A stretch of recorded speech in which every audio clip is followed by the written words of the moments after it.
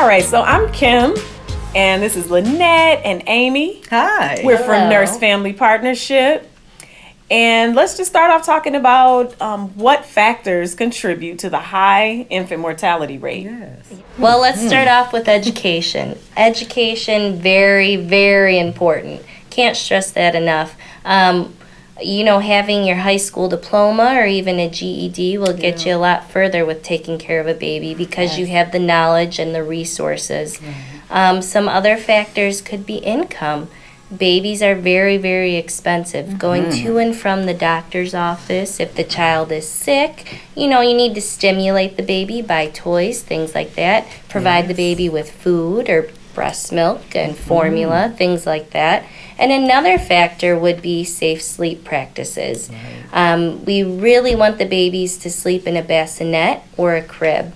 You know, sleeping with mom and dad isn't a good thing. The bed is too soft and the babies could get caught underneath the covers and eventually suffocate, and we definitely don't want that. And yes, those facts are so important, but that prenatal care is so important. We have to get our moms in there to the doctors so they can have their health monitored, the blood pressure. That also ensures that they have a better chance of having a healthy baby. You know what I mean? Right. Absolutely. Yeah, and also where you live in Detroit, unfortunately, we have a lack of good grocery stores.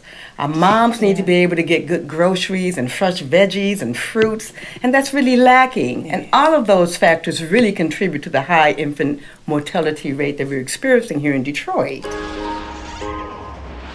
And so actually we need to start thinking about planning for pregnancy before we get pregnant. So adding things like folic acid to our diet is really critical to the growth and development of babies, as well as starting to practice more healthy habits. So eating a great diet, getting regular exercise.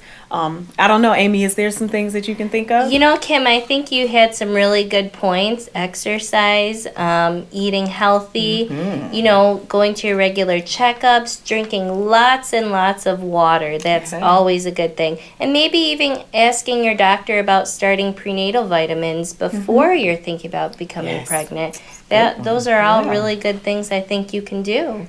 What about your stress management? You want to make sure that this stress is managed, you know, and they have, you develop good coping skills. You know, life gets a little rough sometimes, you know, so you want to make sure you're really taking care of yourself. Take time out for yourself. That's the most important thing you can do to make sure you're healthy. Absolutely. Absolutely. That'll also be critical in parenting for an infant, a newborn. Sometimes that can be really stressful in itself. And learning how to cope prior to becoming a parent will definitely help you learn how to manage taking care of that baby. Absolutely. Great. So ladies, could you maybe tell me what are some resources in our neighborhood here that can help women have healthier babies? Well, I'm thinking right away about programs like 1-800-QUIT-NOW, where pregnant moms that are smoking or women that are smoking and want to get pregnant can call in and find ways that they can quit smoking. So, you know, it's simple. All you have to do is just dial 1-800-QUIT-NOW. Oh, right. Absolutely. I'm also thinking about just connecting to other programs in the community like the WIN Network, where women get together and talk about some of the things that they can do to have healthier pregnancies and to raise healthy babies. Right. Good. Well, I'm thinking about Gleaners Community Food Bank. Sometimes families find themselves short of food at the end of the month. They can contact Gleaners to get some healthy food on their tables.